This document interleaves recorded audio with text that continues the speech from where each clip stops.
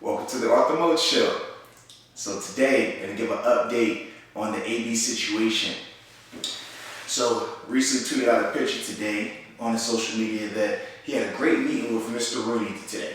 We discussed a lot of things and we cleared the air on several issues. We both agreed that it's time to move on, but I'll always have appreciation and gratitude towards the Rooney family and Steelers organization, #CallGod, #booming. Now, the meeting that he's talking about was a meeting between AB and Mr. Rooney, Steelers' current president, and after they had their personal meeting, Brown's agent Drew Rosenhaus joined the meeting along with Steelers GM Kevin Colbert and exec Omar Khan. From a report by Adam Schefter stated that the meeting was cordial and everyone agreed that a trade will be for the best. Now, in regards to the trade, Adam Schefter also reported that the Steelers agreed to work on a potential trade, but Brown and his agent don't have permission to speak with teams. AB also posted on his Instagram Live last night that he was looking for more guaranteed money, a good locker room situation, and the best chance to win a Super Bowl. Now, that's the update on the situation. Now, my personal thoughts are this.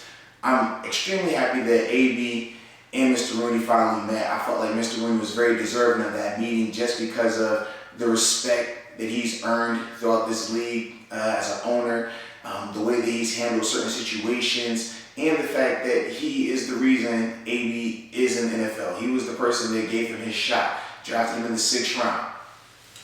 I'll also say this. I do like how Antonio has been strong about what he wants as of late. It's good to see that he's not letting anyone deter him from what he truly desires. He's been very outspoken and vocal about it lately. And even if I don't personally agree with his demands or his method of going about it, I can respect it just because he is not wavered.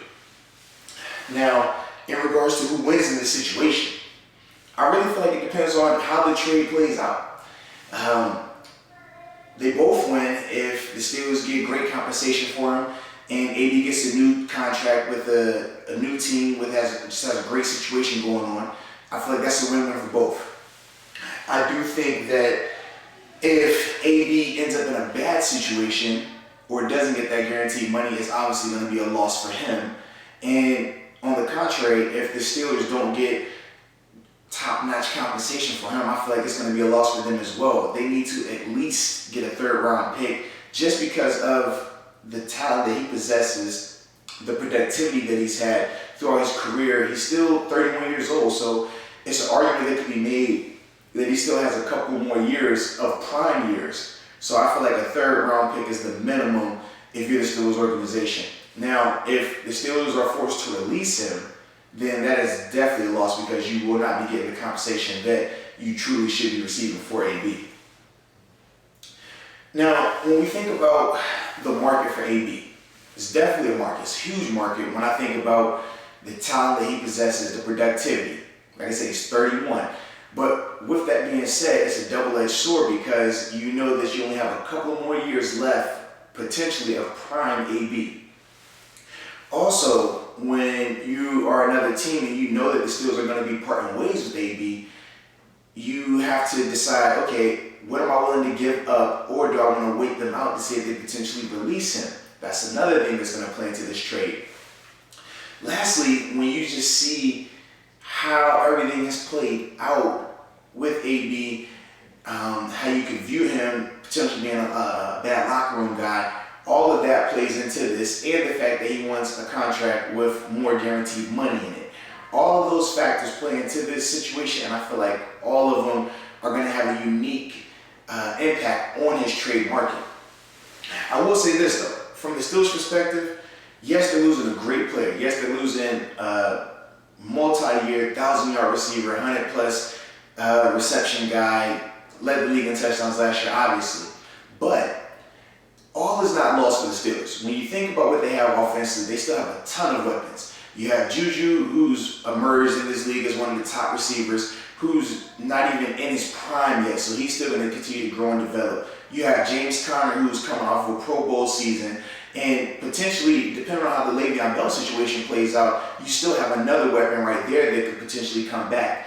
You already have Ben Roethlisberger, who's a future Hall of Fame quarterback. So when you think about all of these things they already have in place, the impact of losing an AB, yes, you feel it, but it won't be as drastic as you might think just off of the initial look at it.